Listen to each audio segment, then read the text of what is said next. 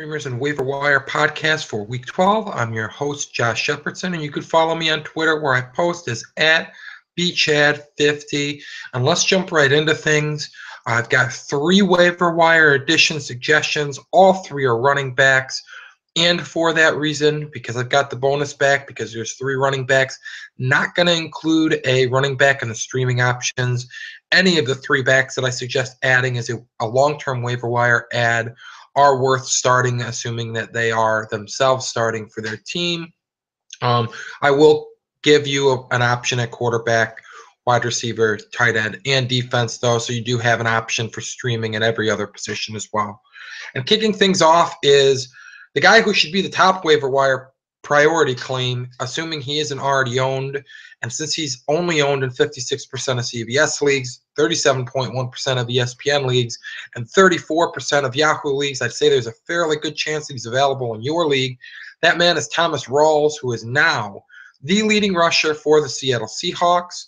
Lynch was inactive on Sunday, and while it was initially believed to be an abdominal strain that he was dealing with, there are reports now that it is possibly a sports hernia. In fact, it's probably a sports hernia, and that would require regular season-ending surgery with the hopes that he would be ready for the postseason.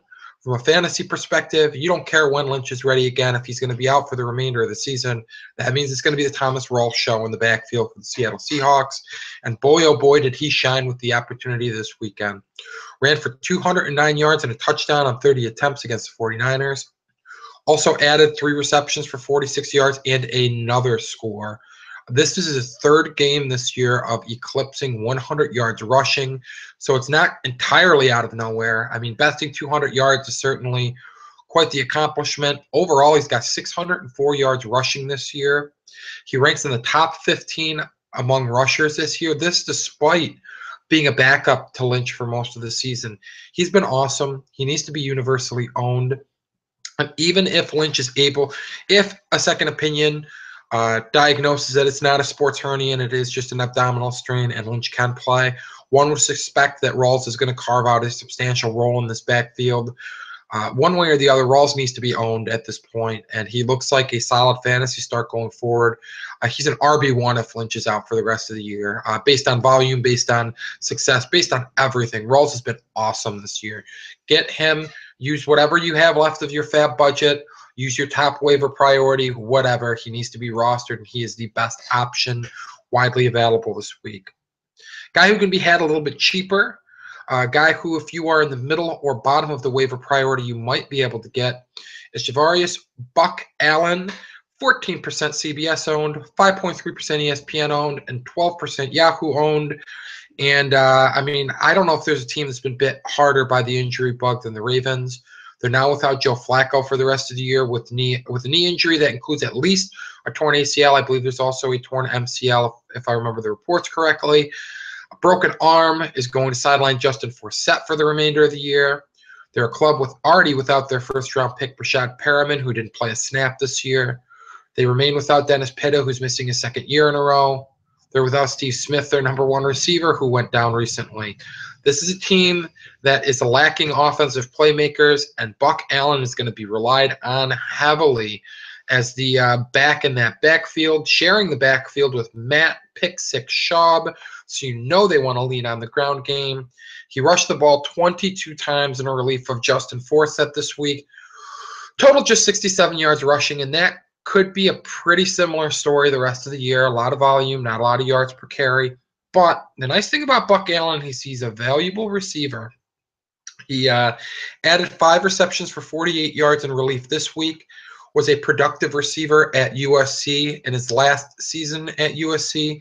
He caught 41 passes for 458 yards receiving. So he is a guy who is going to be heavily involved in this offense. And the other thing that shouldn't be lost on people is the fact that Mark Trestman loves using his offensive coordinator. Mark Trestman loves using his running backs in the passing game.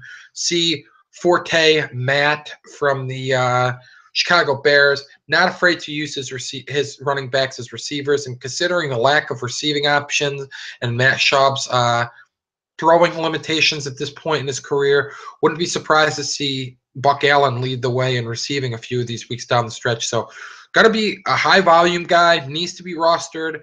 Um, Not always going to put up a great fantasy line down the stretch because defenses can key to take them away. But in the world of fantasy where backs are dropping like flies and there are not many feature backs, Buck Allen needs to be rostered, needs to be owned in all leagues of all sizes.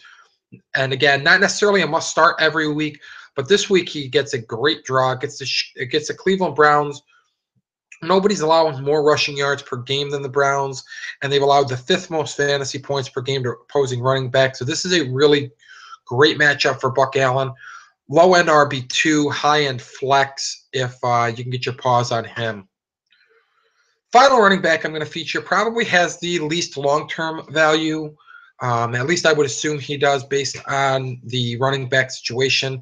That's Spencer Ware of the Kansas City Chiefs. 1% CBS owned, 0.1% ESPN owned, and 8% Yahoo owned. His biggest problem is that Charcandrick West is still around. Didn't suffer what is a season-ending injury or anything like that. Dealing with a hamstring injury, and he's deemed day-to-day by head coach Andy Reid. If he misses time, it looks like Spencer Ware is going to be the man. And remember the days of Niall Davis as a handcuff?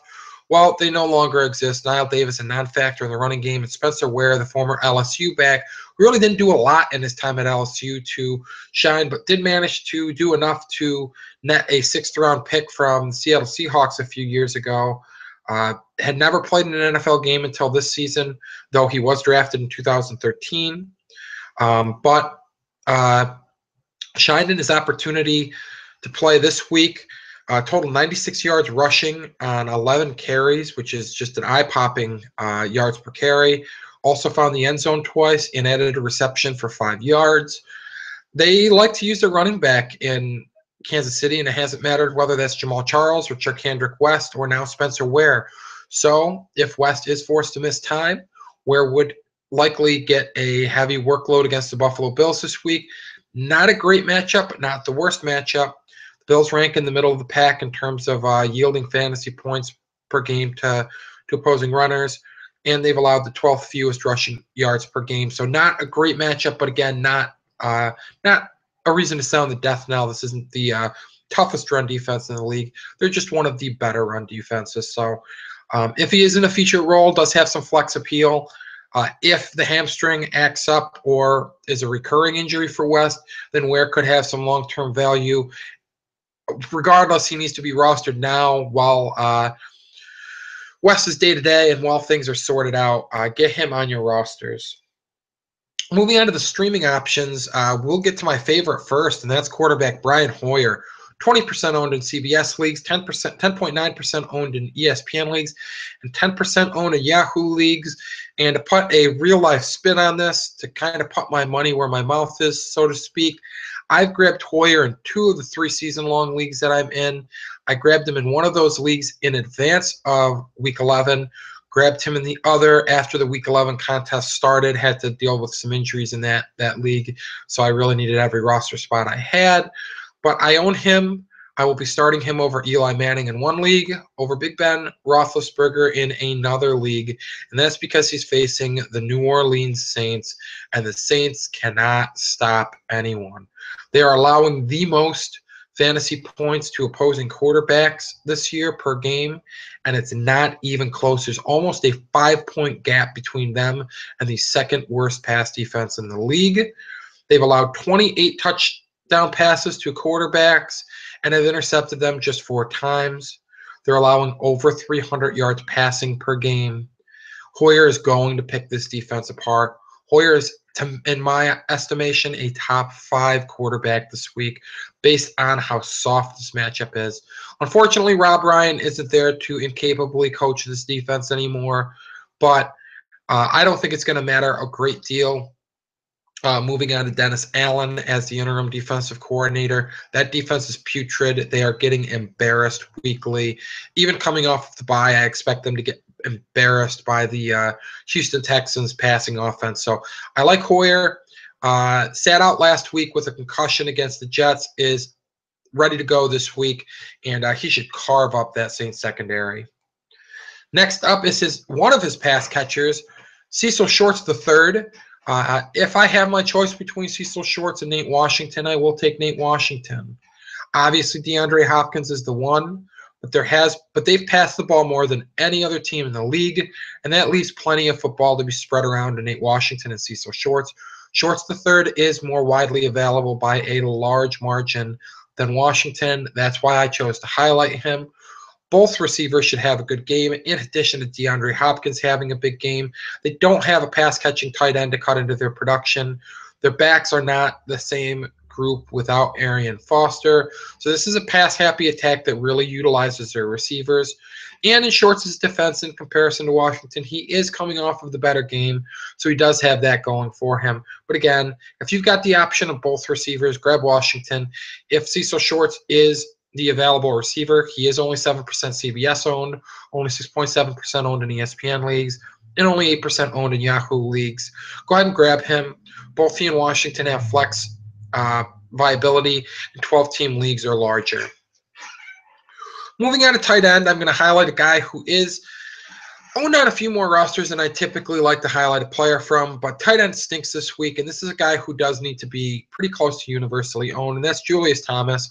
73% ownership in CBS leagues, 57% ownership in ESPN leagues, and 63% owned in Yahoo leagues. Julius Thomas was targeted 8 times last week. He and Bortles aren't quite on the same page yet, but the 8 targets does show that Bortles is making an effort to get him the football. Caught 5 of those passes, total just 28 yards, but one of those receptions was in the end zone, and that's what really matters here. Thomas has a nose for the end zone, is an athletic tight end. They did have a little bit lengthier break between contests, this week since they played in the Thursday night football game. That means a little bit more practice reps for Thomas and Bortles to kind of iron out the kinks. The volume's there. 8 targets is certainly plenty for Thomas to do damage with. They just need to get on the same page. And Thomas got a late start to the year due to an injury. They seem to be working the rust off in games. Hopefully the lengthy layoff allowed them to get a little bit more on the same page. And matchup with the Chargers is pretty good. The Chargers have allowed the 10th most fantasy points per game to tight ends, according to Pro Football Reference. So I expect Thomas to have a good effort against the Chargers. Play like a low-end tight end 1. And the nice thing about Thomas is he has a value the rest of the year. So while he's a good streaming option this week, he also has some long-term viability for the rest of the year. Finally, moving on to the last streaming option of the week that I'm going to tout, that's the Cleveland Browns defense. And boy, oh boy, did I never envision touting this Browns defense. They haven't been very good this year, but that may not matter this week because they are facing Matt Pick Six Schaub and a injury depleted, to say the least, Baltimore Ravens offense. They're without their number 1 receiver. They're without their top pick and projected number 2 receiver entering the year. They're without their starting running back. They're without their starting quarterback, and their pets' heads are falling off. The Ravens are in bad shape, and the Browns, even the sad sack Browns defense that just isn't doing a heck of a lot this year, should be fine against an offense that just doesn't have any firepower. You might be able to find more firepower in a pop gun at this point than the Baltimore Ravens offense. Browns should have little trouble shutting them down. They are 2.5-point favorites at home, and the total for the game is just 41 points according to Pinnacle Sports. So, I mean, that pretty much tells you what you need to know about this game. Odds makers don't expect a lot of points. They expect the Browns to win, and Browns haven't done a lot of winning this year, so the fact that they're favorites is pretty telling. They are just 8% owned in CBS leagues, 3.3% owned in ESPN leagues, and 6% owned in Yahoo leagues. So if you have a defense that's struggling, or if you've been streaming defenses all year, Cleveland looks like a good play this week. Might be the only time you ever hear me say that, but this week they certainly are a very good play. That's going to wrap things up. Check out fantasyfootballcafe.com for all your fantasy football needs. We've got an active message board to answer draft, trade, and keeper questions, as well as highlight breaking news. We've got articles. We've got podcasts such as this one, all of which are there to help you win your fantasy league. So get out there, do that, and this week, have a happy Thanksgiving. Fill up on some football and some turkey. And until next week, take care.